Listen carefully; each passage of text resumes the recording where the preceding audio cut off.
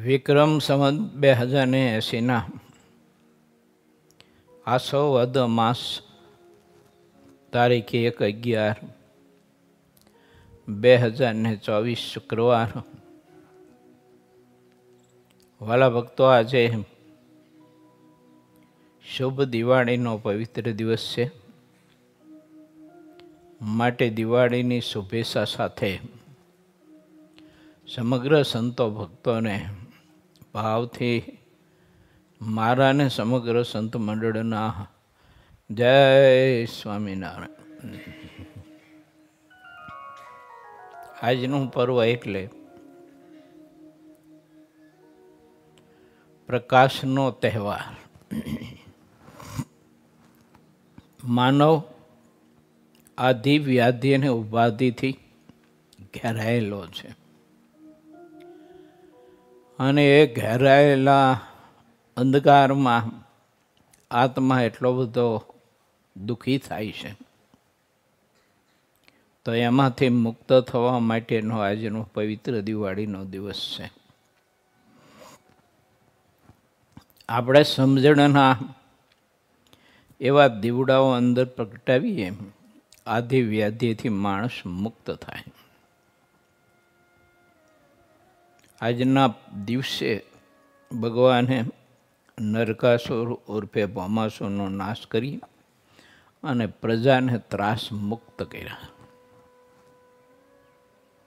અને પૃથુ મહારાજાએ પૃથ્વીનું દોહન કરીને આ પૃથ્વીને રસાળ બનાવી. પૃથ્વી બધા બીજ ગળી ગઈ હતી. એટલે પૃથુ ભગવાને પૃથ્વીને કહ્યું કે જો મારી સાથે યુદ્ધ કરવું હોય તો યુદ્ધ કરે, નહીતર આ બધા બીજ પાછા આપી દે. મારા સામર્થ્ય કરીને હું આ ધનુષ ઉપર પણ બધાને ધારવાને સમર્થ છું. પછી આ પૃથ્વીએ બધા બીજ આપ્યા, જેણે કરીને આ પૃથ્વી રસાળ બની. એ આજનો દિવસ છે. હું ને તમે સાચા રસના પ્યાસી બનીએ અને સાચો રસ પ્રાપ્ત કરીએ. તો કયો સાચો રસ? તો સાચો રસ એ છે પરબ્રહ્મ પરમાત્માની નવધા ભક્તિનો. એ સાચો રસ છે. આજે લક્ષ્મીજીનું પણ પ્રાગટ્ય થયું સમુદ્રમાંથી અને 5 પાંડવોનો વનવાસ પૂરો થયો ને પરત પાછા આવ્યા. અને ભગવાન શ્રી કૃષ્ણે, ભગવાન શ્રી રામજીએ લંકામાં વિજય પ્રાપ્ત કરી, રાવણનો વધ કરી, કહેતા અહંકારનો વધ કરી અને પાછા અયોધ્યા પધાર્યા. આવું બધું આપણું પરંપરામાં માનવામાં આવે છે. માટે આજનો દિવસ આપણો આનંદનો છે. અસુરોના ત્રાસથી માનવ સમાજને પરમાત્માએ મુક્તિ આપી. એ આનંદ ઉલ્લાસમાં લોકોએ દીવડા પ્રગટાવી અને ખૂબ જ આનંદ વ્યક્ત કરી અને મહા મોટો મહોત્સવ કર્યો. અને એટલે આ અવસરને આપણે દિવાળીનું પર્વ કહી અને ખૂબ જ આનંદ ઉત્સાહથી ઉજવીએ છીએ. પરંતુ આજે હું ને તમે એવા દીવડાઓ આપણે પ્રગટાવીએ, આપણા હૃદય કમળમાં જ્ઞાન, ત્યાગ, વૈરાગ, ભક્તિના, સમર્પણના, દાસત્વપણાના, માતૃ પિતૃ ભક્તિના, દેશ ભક્તિના, ગરીબ ભક્તિના, સંત ભક્તિના, ગુરુ ભક્તિના, શાસ્ત્ર ભક્તિના એવા આપણે હૃદય કમળમાં દીવા પ્રગટાવીએ. તો તે દીવડાના પ્રકાશના આધારે આત્મા અનેક પ્રકારના અંધકારમાં જે આખડતો આવ્યો છે, અને ભટકતો આવ્યો છે એમાંથી આત્મા મુક્ત થઈ શકે. માટે આજે આપણે એવો શુભ સંકલ્પ કરી ઠાકોરજીના ચરણમાં કે હે પ્રભુ, અમારા હૃદય કમળમાં અમે એવા ત્યાગ વૈરાગ સમજણ આદિક ભક્તિના દીવડાઓ અમે પ્રગટાવી શકીએ એવું પ્રભુ તમે અમને બળ આપજો, એવો પ્રભુ તમે અમને પ્રકાશ આપજો. એવી ઠાકોરજીના ચરણમાં આજે પ્રત્યેક ભક્તોએ એવી ખૂબ જ ઊંડા હૃદયના લાગણીના ઊંડાણથી પ્રાર્થના કરવી, કરવા પૂરતી નહીં.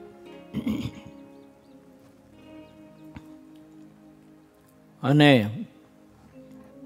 લોકો લક્ષ્મીજીનું પૂજન કરતા હોય છે, પણ લક્ષ્મીજી પતિવ્રતા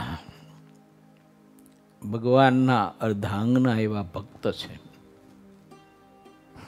તો ભક્ત પૂજા ત્યારે સ્વીકારે કે પોતાના સ્વામીનું કોઈ પૂજા કરે તો ભક્ત પોતે પોતાના સ્વામીના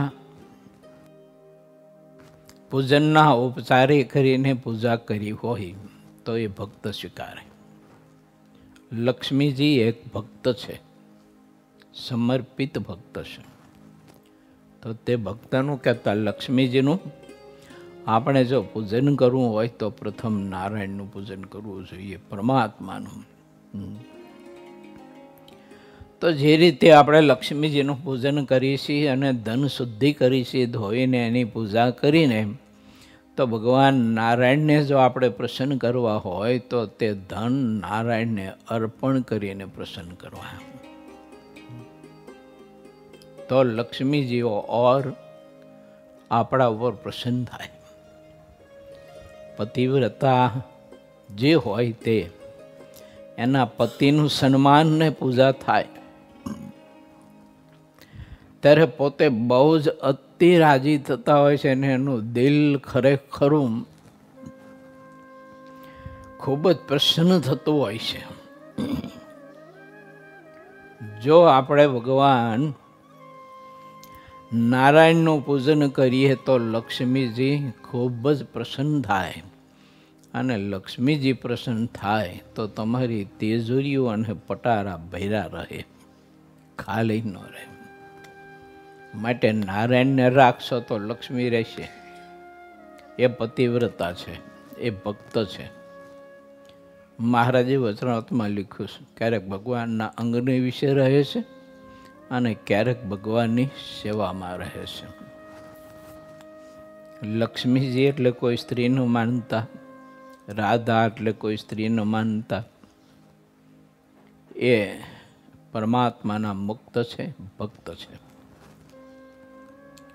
માટે પ્રત્યેક ભગવાનના ભક્તોએ પરમાત્માની ભક્તિ વિશેષને વિશેષ કરવી, પરમાત્માનું યજન પૂજન કરવું, અને જે કાંઈ આપણે કમાતા હોય ને મેળવતા હોય તો એમાંથી ઠાકોરજીને કાંઈક અંશે અર્પણ કરવું.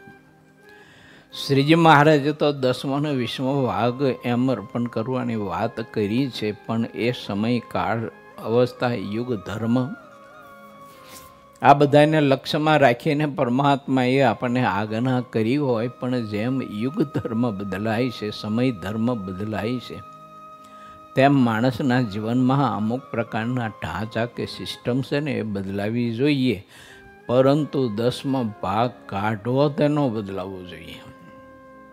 એવું.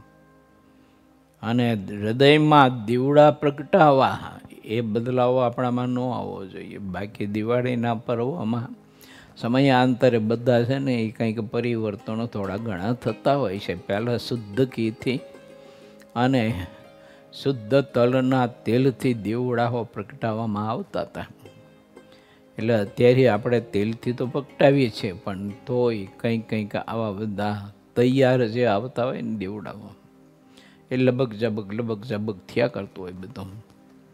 એમ આપણે પ્રગટાવીએ છીએ, યુગ ધર્મ કહેવાય. તો ખોટું નથી, ખોટું નથી, પાપ નથી.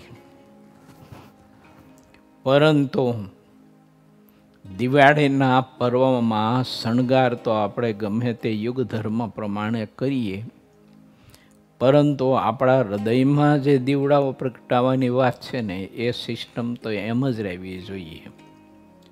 ત્યાગ, વૈરાગ, ભક્તિ, આત્મનિષ્ઠા, માતૃભક્તિ, પિતૃભક્તિ, દેશભક્તિ, સંત ભક્તિ, ગુરુ ભક્તિ, શાસ્ત્ર ભક્તિ, એના દીવડાઓ આપણા હૃદયમાં આપણે પ્રગટાવવા જોઈએ. તો એનાથી આપણું જીવન છે ને જળ હળતું રહે, પ્રકાશિત રહે. તમે જોઈજો, જેને ભગવાનની અનન્ય ઉપાસના હોય, ખરેખરી પરમાત્માની ખૂબ જ ભક્તિ કરતા હોય, ડૂબીને રહેતા હોય, તો એનું જીવન તમને બહુ પ્રકાશિત દેખાય છે. જો દ્રષ્ટિ હોય તો આપણી પાસે, અલૌકિક દ્રષ્ટિ જો આપણી પાસે હોય અને મહાત્મય જો હૃદયમાં ભર્યું હોય, તો એવા ભક્તનું જીવન આપણે એકદમ પ્રકાશિત દેખાય છે. અને એને બીજો કોઈ પ્રકાશ માયાનો, કાળનો, કર્મનો, સંગનો, વ્યસનનો કે કોઈ ચીજ વસ્તુ પદાર્થનો એને લોપી ન શકે.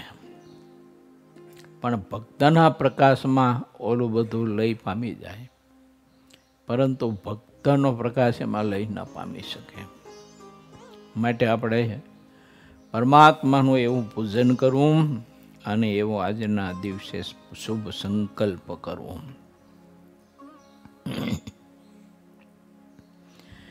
આજના દિવાળીના પવિત્ર પર્વના પ્રસંગે રૂપાળા ઘનશ્યામ મહારાજ અને ભુજમાં બિરાજતા, અમદાવાદમાં બિરાજતા નરનારાયણ દેવ, મૂડીમાં બિરાજતા રાધા કૃષ્ણ દેવ, વડતાલમાં બિરાજતા લક્ષ્મીનારાયણ દેવ,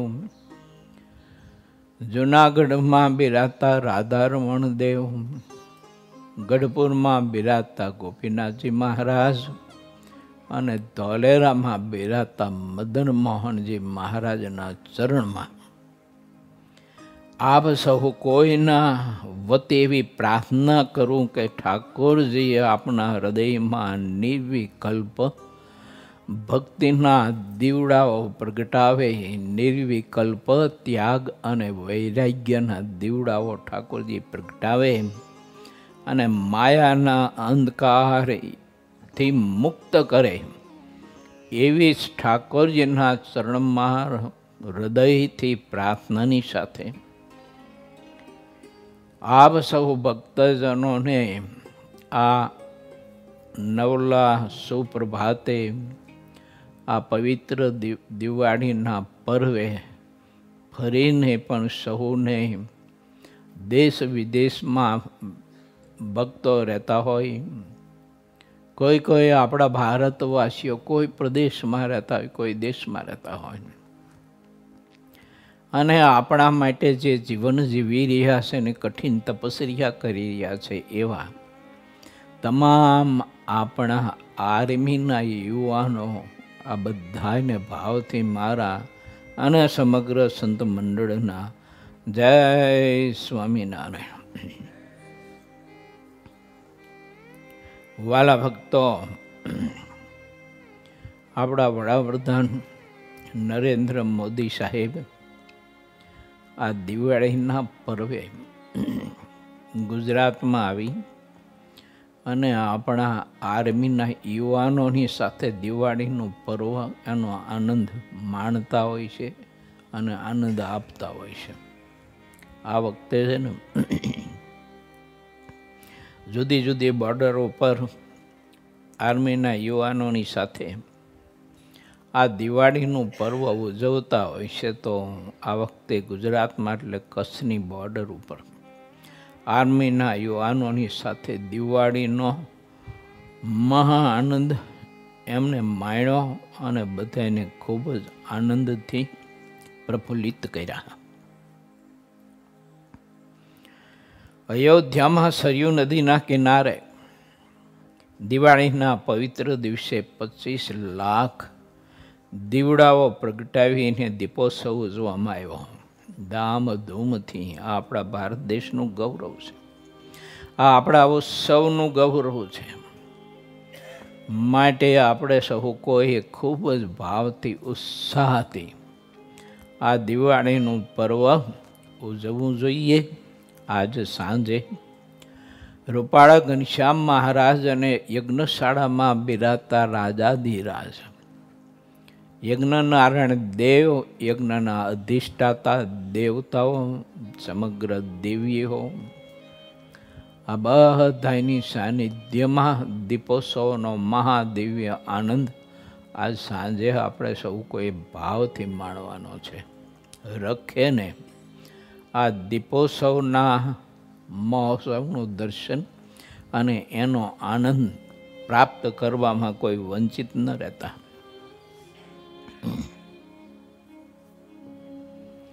ભગવાન સ્વામિનારાયણ આપણે સહુ કોઈને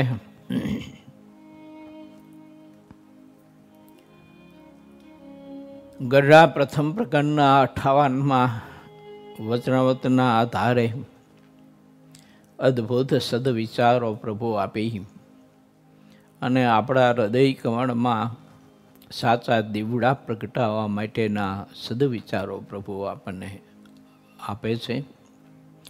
અને એ કથામાં આપણે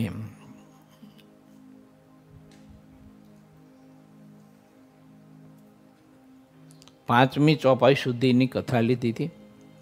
છઠ્ઠી ચોપાઈમાં આપણે પ્રવેશ કરવો સાચે. પૂરે 21મું તરંગ 57માં ગરડા પ્રથમ પ્રકરણનું 58મું વચનામૃત, દેહ, કુસંગ અને પૂર્વ સંસ્કારનું આ ત્રણેય કારણ છે. માયાના અંધકારમાં જીવને અટવાવી અને અનેક પ્રકારના જન્મ મરણ, એના અનેક પ્રકારના દુઃખો, અનેક પ્રકારના સંઘર્ષો, આ વગેરે વગેરેમાં આત્માને ખોટા મોહ ઉપજાવી, ખોટા પ્રલોભનો આપી અને ખોટા જગતમાં સત્યની ભ્રાંતિ કરાવી અને જીવના મોક્ષ બગાડવાનું કામ બહુ જબર થતું હોય છે. માટે આપણે વિચારીએ, ભગવાનના ભક્ત છીએ તો એને આપણે આધીન ન થઈએ. એમ માયાને આધીન થઈને ન રહીએ. માયા દોરે તે તરફ દોરાઈએ નહીં, પણ નારાયણ દોરે તે તરફ જવું અને એ રસ્તો બતાવે ને તે રસ્તે ચાલવું. સિદ્ધાનંદ સ્વામી એવું લખે છે કે ભગવાન સંબંધી જેટલી વાત છે તે બધી મોક્ષરૂપી ફળને આપનારી છે. ભગવાનના સંબંધ વગરની ગમે તેવી મોટી વાતો હોય છતાં તે વૃક્ષ છે, વૃથા છે. કોઈ એક દિવસમાં કરોડો ગાઉની વાતોને જાણી લે તો કોઈ એક દિવસમાં જેટલા ધારે તેટલા ગાઉ ચાલી નાખે. આ સિવાયના એવા બીજા કેટલાક તાર કે ટેન્ટની શોધ જેવા આશ્ચર્ય બુદ્ધિશાળી પુરુષો બતાવે, પરંતુ તેમાં ભગવાનનો સંબંધ ન હોય. તે ચાહે તેટલા આશ્ચર્યો હોય પણ અંતે તે કશું જ રહેતું નથી. જે ભગવાનના પાકા ભક્ત હોય તે ભગવાનથી અધિક કાંઈ દેખતા નથી. ભગવાન કાંઈ આશ્ચર્ય ન દેખાડે છતાં ભક્ત એમ સમજે છે કે ભગવાન વિના કોઈથી કશું કાંઈ થતું નથી. પરમાત્મા સ્વતંત્ર છે. ચાહે તો ક્યાંક પ્રભુ પોતાની શક્તિનું આપણને દર્શન કરાવે અને ચાહે તો ન કરાવે. 5 પાંડવોને આખી જિંદગી સંઘર્ષની ઉપાધિમાં જીવન ગાળવું પડ્યું. ભગવાન હયાત હતા, પ્રગટ હતા, પ્રભુ ભેળા રહેતા હતા, અને તેમ છતાંય આવી બધી વિપત્તિઓ અને દુઃખમાંથી જીવન એને પસાર કર્યું. હું ને તમે એમાંથી ગ્રહણ કરીએ સદવિચાર. ભગવાનના સ્વરૂપનો આપણે એવો દૃઢ નિશ્ચય કરીએ કે પ્રભુની મૂર્તિનું સુખ લેવા સિવાય બીજી અપેક્ષા ન રહે. અને બીજી અપેક્ષા ન રહે તો પરમાત્મા ક્યારેક સામર્થ્ય બતાવે ન બતાવે, આપણું કામ થાય ન થાય, આપણી ઈચ્છાઓ સંતોષાય ન સંતોષાય, તો આપણને બીજો કોઈ સંકલ્પ ન થાય.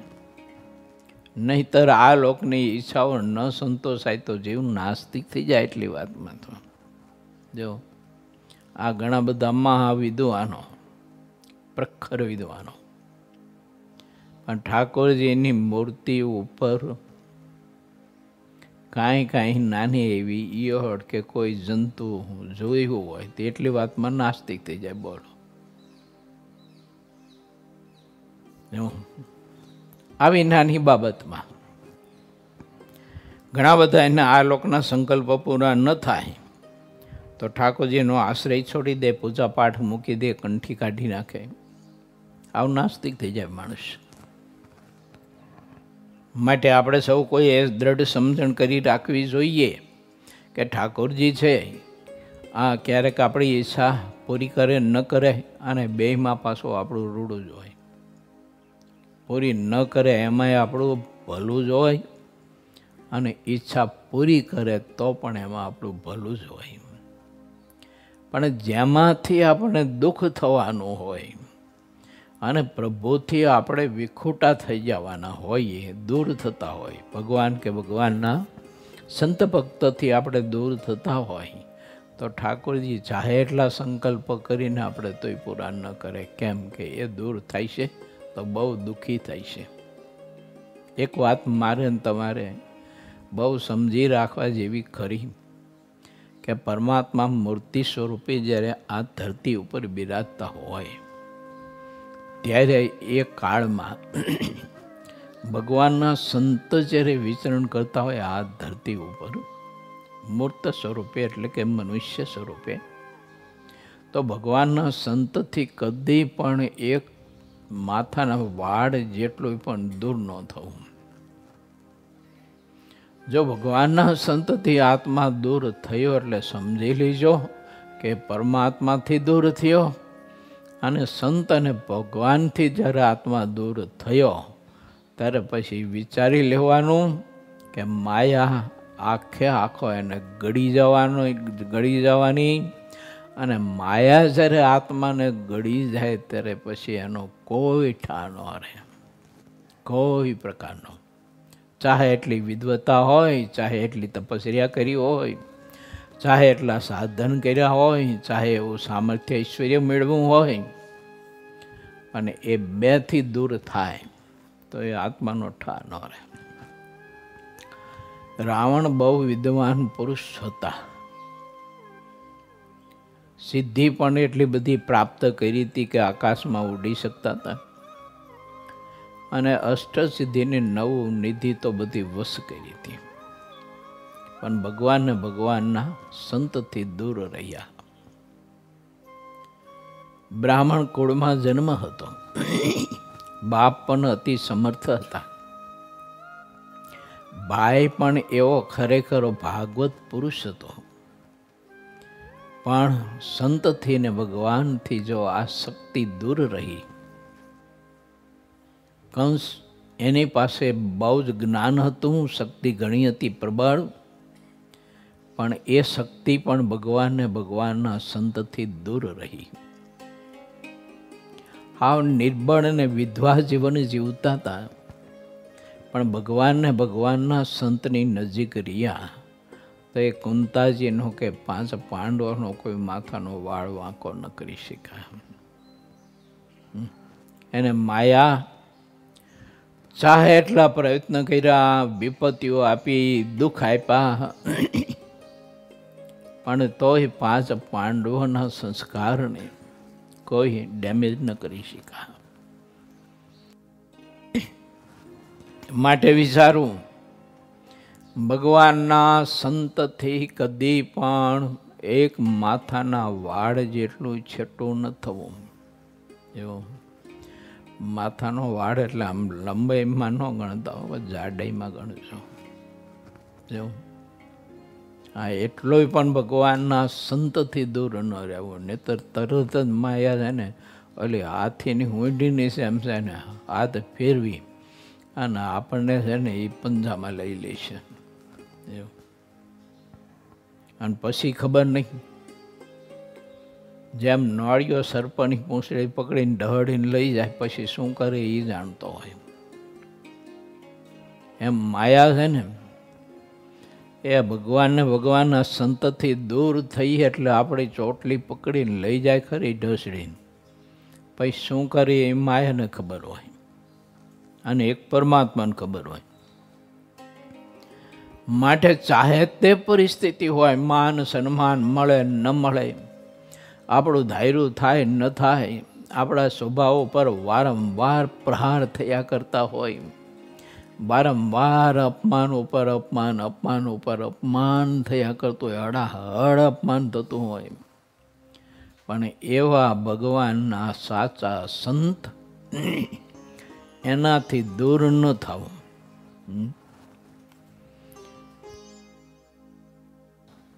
સાચા સંતથી દૂર ન થવું, સંતથી દૂર થવું એમ નહીં, સાચા ભગવાનના સંતથી ક્યારે દૂર ન થવું.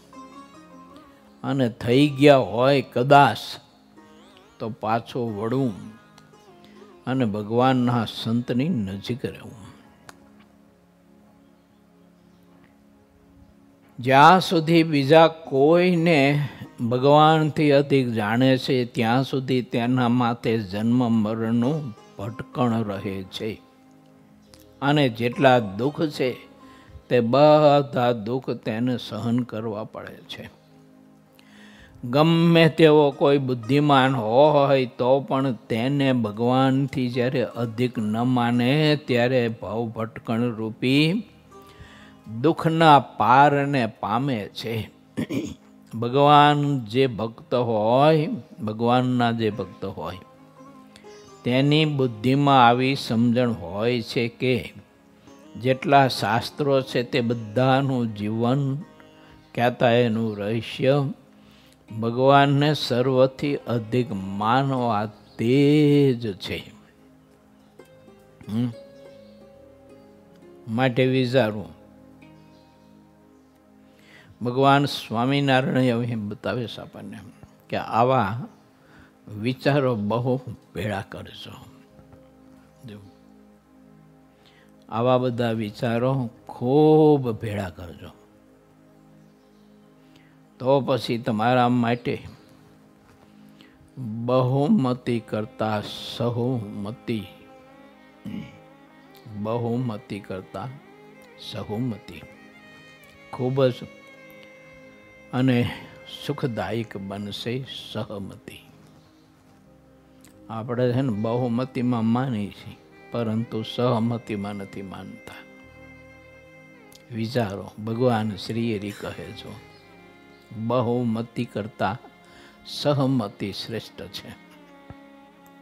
એ કલ્યાણકારી અને સુખદાયી છે. બહુમતી કલ્યાણકારી હોય કે ન હોય, સુખકારી હોય કે ન હોય ખબર નહીં, પણ સહમતી તો મારા બાપ બહુ જ સુખદાયી છે, ફળદાયી છે. એમ મહારાજ આપણને આ વચનામૃતમાં રહસ્ય બતાવે છે પ્રથમના 58માં. સહમતી એટલે શું અને બહુમતી એટલે શું? બહુમતી એટલે આ લોકના સંબંધીઓ, ઇન્દ્રિયો અંતકરણનો સમાજ, પરિવારનો સમાજ, રાજ્ય દેશનો સમાજ, ધન સંપત્તિ, ઐશ્વર્ય સામર્થ્ય વગેરે વગેરે, આ બધી બહુમતી છે.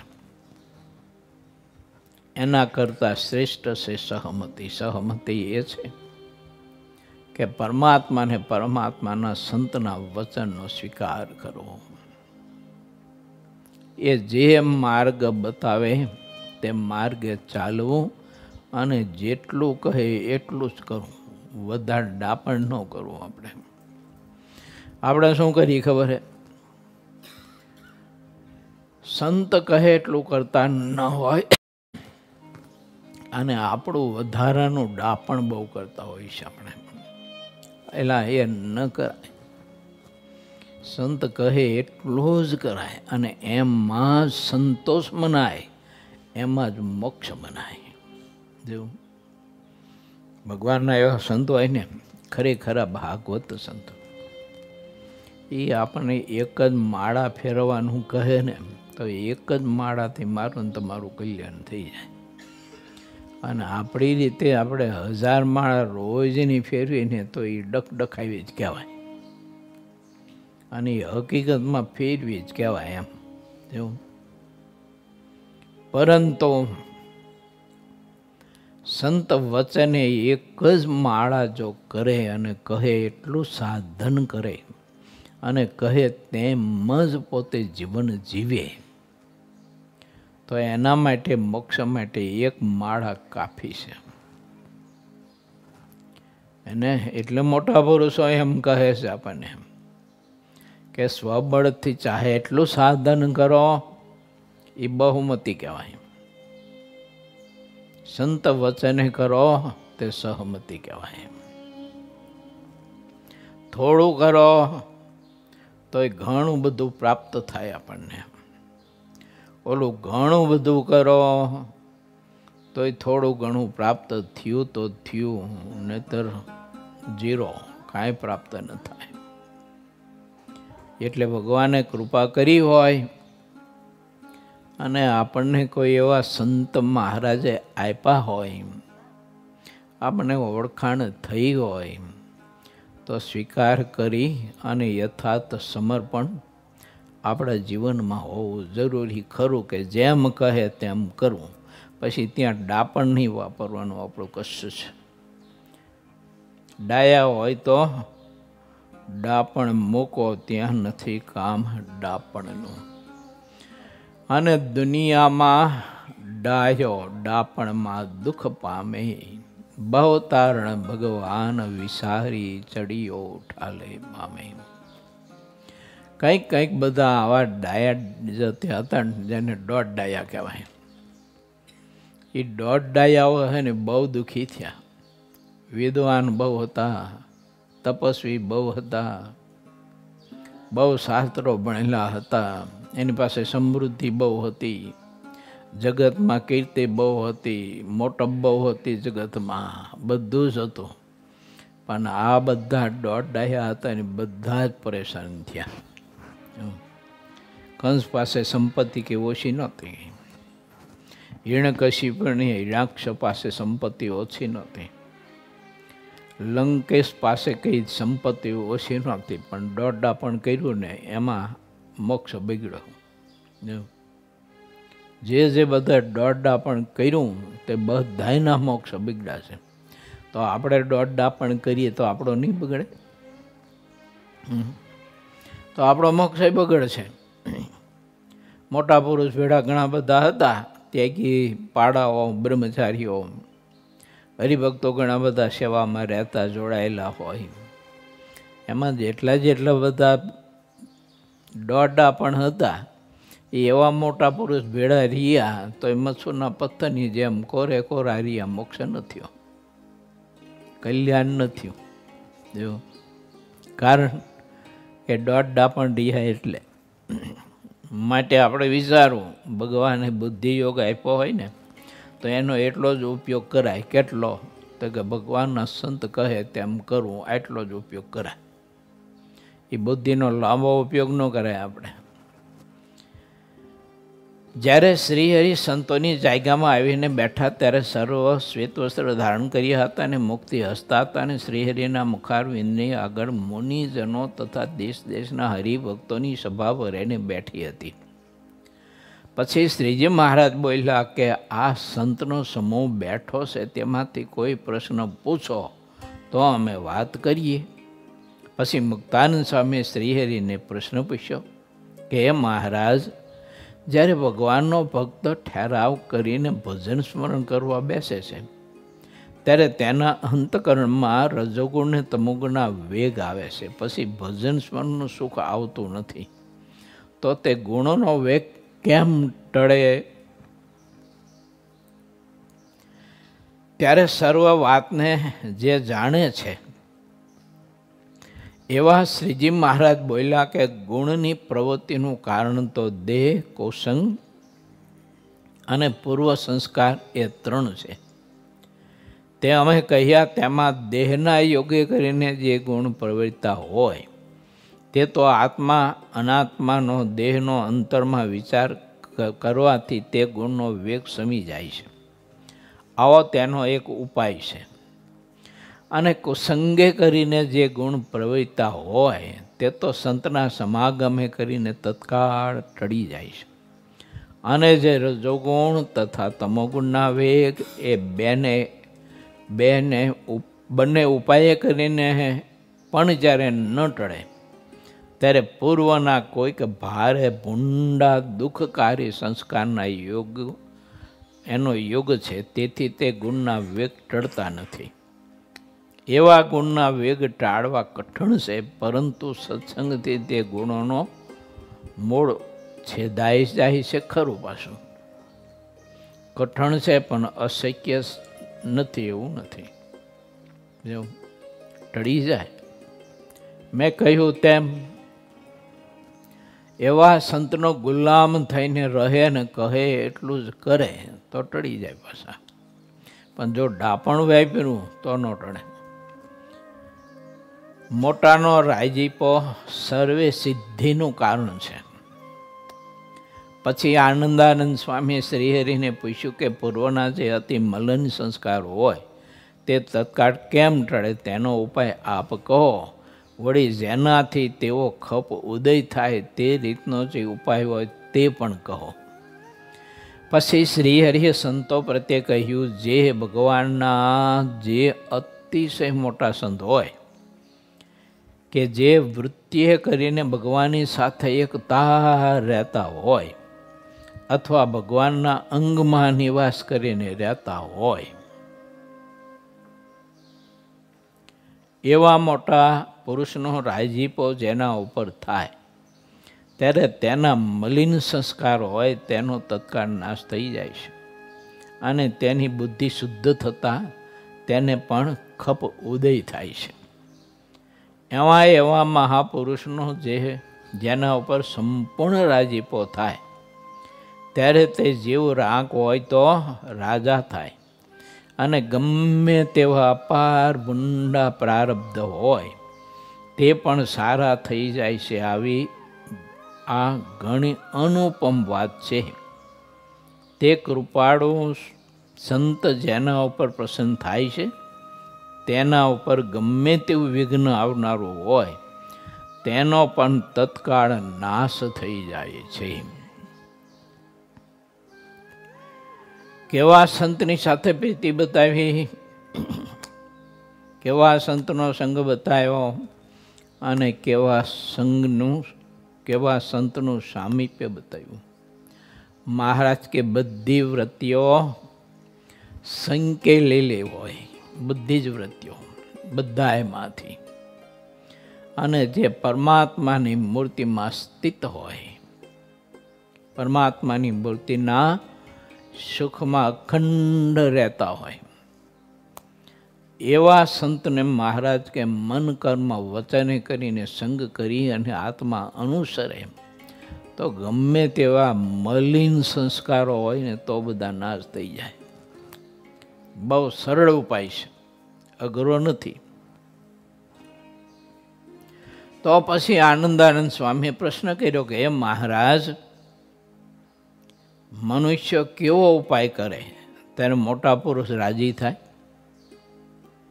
પછી શ્રીજી મહારાજ આનંદાનંદ સ્વામીને પોતાના બાળ મિત્ર જાણીને બોલ્યા કે પ્રથમ તો મોટા સંતની સાથે સર્વ રીતે નિષ્કપટ વર્તે, અત્યંત નિર્માની થઈને રહે, તથા કામ ક્રોધ અને લોભ ન રાખે, તથા મોહ મદ અને મત્સરને છોડી દે. વળી આશા તૃષ્ણા અહંકાર અને ઈર્ષા ઇત્યાદિક સર્વ દોષનો અંતરથી ત્યાગ કરે અને પોતાના મોટા ભાગ્ય માનીને સંતનો દાસ થઈને રહે. અંતરમાં માન રહેતું હોય તે ન હોય પણ દેહ કરીને આનંદપૂર્વક નમતો રહે.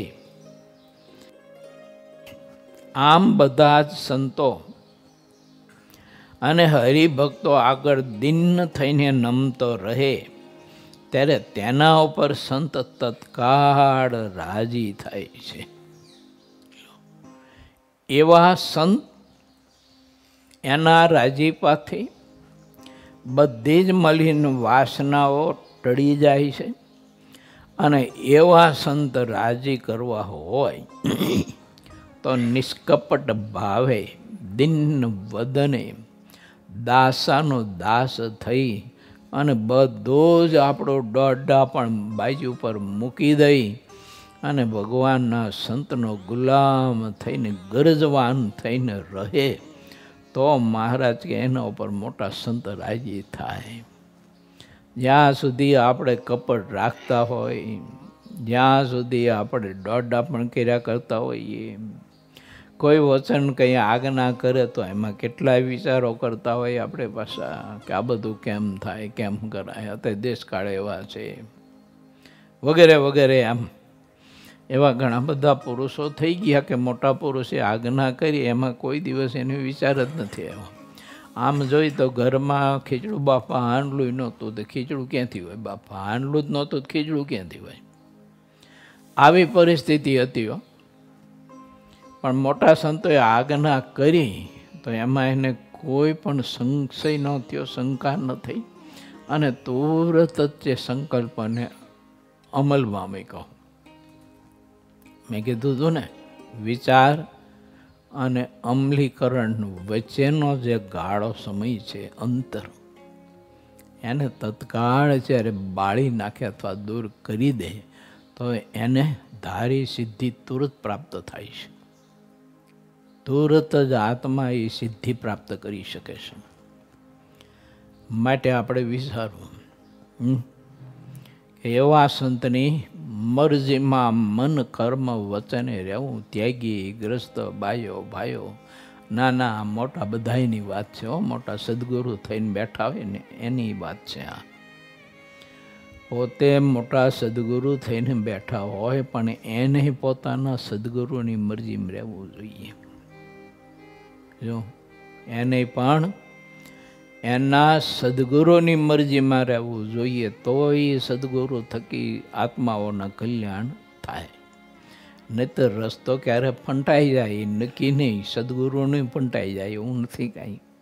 જો માથે કોઈ છત્ર ન રાખ્યું હોય, એવા મોટા પુરુષનું પડખું ના સેવું હોય અને એવા મોટા પુરુષનું પડખું જેને સેવું હોય અને એ પુરુષ આ ધરતી મૂકીને વયા ગયા હોય પછી તે પુરુષના માર્ગે ચાલે એનું નામ છે ને એ પુરુષનું છત્ર રાખ્યું કહેવાય. એને શું કરે?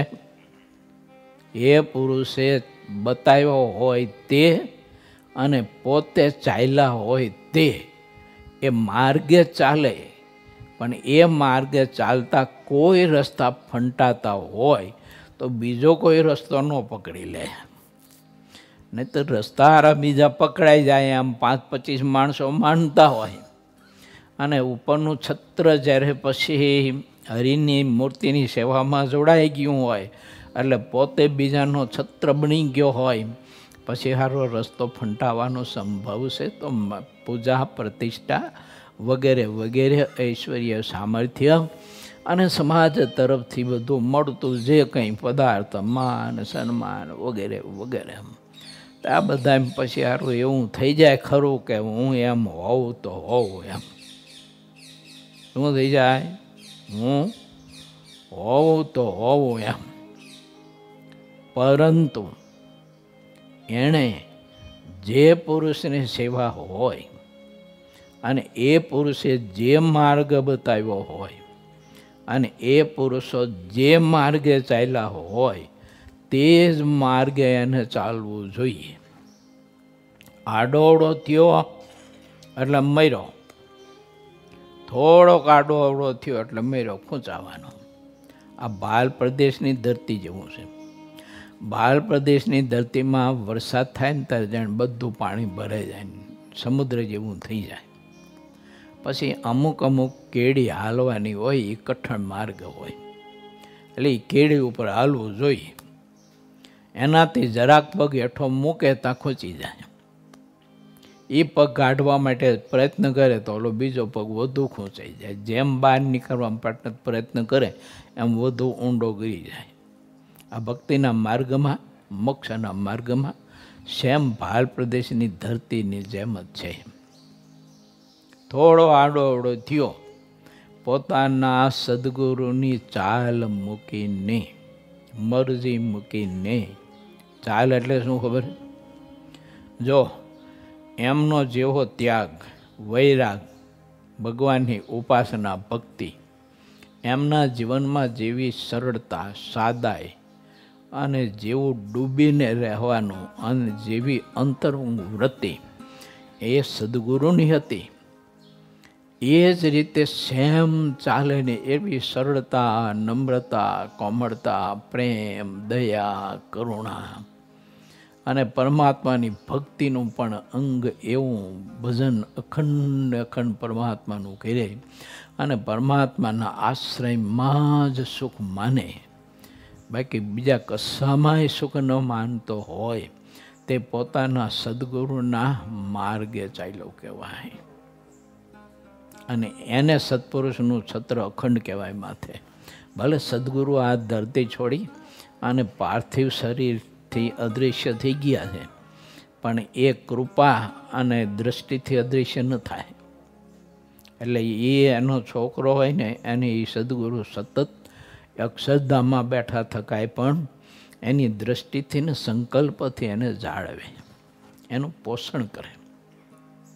પણ ઓલાનો રસ્તો ફંટાઈ જાય ને, માર્ગ મૂકી દે ને, તો પછી સંબંધ તૂટી જાય. સંબંધ તૂટી જાય એટલે સત્પુરુષ ત્યાંથી દ્રષ્ટિને સંકલ્પ કરતા હોય, પણ અહીંયા જોઈન્ટ છે ને એ બધા જુદા થઈ ગયા હોય, ઓલા છેડા છૂટી ગયા હોય, એટલે લાઇટ ન થાય, પ્રકાશ ન થાય. એ છેડા જોડાયેલા રહેવા જોઈએ તો પ્રકાશ થાય, નહીં તો કેમ થાય? હવે એ જોડાયેલો કયો કહેવાય? કે પોતાના સત્પુરુષના વચન પ્રમાણે, એના જીવન પ્રમાણે એ ચાલતો હોય, ખાતો હોય, બેસતો હોય, ઉઠતો હોય, વ્યવહાર કરતો હોય, ભક્તિ કરતો હોય, ત્યાગ વૈરાગ એના જેવા હોય. હા, એના જેવું ભજનનું અંગ હોય, એને પાછું બધું જ પાછું ડૂબીને થતું હોય, ઢાંકીને થતું હોય. ઘણું બધું ભજન કરતા એના ત્યાગ વૈરાગમાં એટલી બધી તાકાત ને શક્તિ હોય. હા, જબરજસ્ત શક્તિ હોય એનામાં. જાણે મોટી 20-25 ગાઉના પહોળા પટવારી નદીમાં જેમ પાણીનો પ્રવાહ જતો હોય, કેટલો બળવાનો હોય, એટલા બળવાનીના ત્યાગ વૈરાગને આત્મનિષ્ઠાથી હોય. હા, પણ એ કિનારે ઊભો હોય ને જણાય ની ખબર ન પડે કે આમાં કેટલું બધું તાણ છે ને કેટલી તાકાત ને શક્તિ છે આ ત્યાગ વૈરાગમાં. જો આ એવી સરળતા, એવી કોમળતા, એ ચાલ્યો કહેવાય પોતાના સત્પુરુષના માર્ગે, અને એને પોતાના સત્પુરુષનું છત્ર માથે અખંડ કહેવાય. એવા સત્પુરુષ હોય, મહારાજ કહે છે કે એવા સત્પુરુષ હોય ને એની પાસે હાથ જોડી અને દોઢ ડાપણ બધું જ મૂકીને જો વર્તે તો મહારાજ કે રજોગુણ, તમોગુણ ને સત્વગુણ પ્રધાનપણે કરીને કરેલા જે કર્મ છે અને એવા જીવ સાથે જડાઈ ગયા છે, તેમ છતાંય બધી જ મલિન વાસનાઓ ટળી જાય. આવો બધો અદ્ભુત ઉપાય બતાવ્યો છે મહારાજે. મોટા સંતને જેવા જાણે તેવો પોતે થાય. આવ્યું? ભગવાનના મોટા સત્પુરુષની વિશે લૌકિક કે અલૌકિક, દિવ્ય કે પ્રાકૃત દૃષ્ટિ છે એમ આપણામાં ગુણ આવવાના. પછી મહાનુભાવાનંદ સ્વામી શ્રીહરિના પ્રત્યે પ્રશ્ન પૂછ્યો, તે હવે હું કહું છું, હે મહારાજ, એ કૃપાળુ જે સત્સંગમાં રહે છે તેને યમદૂત, કાળ, માયા અને બધા પાપમય કર્મનો નાશ થઈ જાય છે અને તેમાં જેટલા અવગુણ હોય તે પણ નાશ થઈ જાય છે. તથા સત્સંગના પ્રતાપે કરીને તમામ ગુણ આવે છે વળી. દિવસે દિવસે ભગવાનની ભક્તિ વૃદ્ધિ પામતી જાય છે. આ બધાનો ઉપાય હે બહુનામી સ્વામી આપ જેવો જાણતા હો ને તેવો અમને કહો. પછી કરુણા નિધિ શ્રીજી મહારાજ બોલ્યા, જે મોટા પુરુષ હોય તેનો જેમ જેમ ગુણ ગ્રહણ કરે તેમ તેમ તેની ભક્તિ વૃદ્ધિ પામતી જાય છે. અને અતિશય જે મોટા પુરુષ હોય તેને જો અતિશય નિષ્કામી જાણે તો પોતે કૂતરા જેવો કામી હોય તો પણ અતિ નિષ્કામી થઈ જાય છે. અને તે મોટા પુરુષમાં કામીપણાનો દોષ પઠે તો પોતે ગમે તેવો નિષ્કામી હોય તો પણ અતિશય કામી થઈ જાય છે. આ વાત ચોક્કસ જાણવી. અને તે મોટા પુરુષમાં ક્રોધી લોભીપણા જેવા જેટલા દોષ પરઠવામાં આવે તેટલો તે પોતે ક્રોધી લોભી થઈ જાય છે. તેમજ મોટાને વિશે જેટલા દોષ પઠે તેટલા તેનામાં આવે છે. અને જો મોટા પુરુષ હોય તેને અતિશય નિષ્કામી, નિર્લોભી, નિસ્વાદી, નિર્માની ને નિસ્નેહી ગુણવાળા માને તો પોતે પણ તે વિકારોથી રહિત થઈ જાય છે અને પાકો હરિભક્ત થાય છે. હવે પાકા હરિભક્તના લક્ષણ કહું છું. શબ્દ, સ્પર્શ, રૂપ, રસ અને ગંધ તે અતિ સારા પંચ વિશે જેને દુઃખદાયક વસ્તુની જેમ અતિશય નકારા લાગે અને જેમ દુઃખદાયક વસ્તુનો સહજ અભાવ રહે તેની માફક તે સારા પંચ વિશેનો સહેજે અભાવ વર્તે. અને પરમેશ્વરના સ્વરૂપમાં એક અચળ નિષ્ઠા જેને વર્તે તે પાકો હરિભક્ત છે. એવા પાકા હરિભક્ત થવાનો તો એ ઉપાય છે જે પરમેશ્વરના દાસનો ગુલામ થઈને ઉત્સાહથી રહે અને એમ જાણે છે આ સર્વે હરિભક્ત તો મોટા છે અને હું તો સર્વેથી હરિભક્તોમાં સૌથી ન્યૂન છું. આવું સમજીને તે હરિભક્તનો દાસાનુદાસ થઈને રહે. આવી રીતે જે વર્તતો હોય તેના તમામ વિકારો દિવસે દિવસે નાશ થતા જાય છે અને જ્ઞાન, વૈરાગ્ય તથા ભક્તિ એ આદિક જે શુભ ગુણો તેની વૃદ્ધિ થતી જાય છે. આ રીતે શ્રી હરિએ જ્યારે ઉત્તર કર્યો ત્યારે તે સાંભળીને સહુ મુનિ મનમાં અતિશય રાજી થયા. ઇતિ શ્રી સહજાનંદ સ્વામી શિષ્ય સિદ્ધાનંદ મુનિ વિરચિત શ્રી હરિચરિત્રામૃત સાગરના 21 પૂર્વમાં ગરડા પ્રથમ પ્રકરણનું 58મું વચનામૃત કહ્યું. એ નામે 57મો તરંગ સમાપ્ત થયો.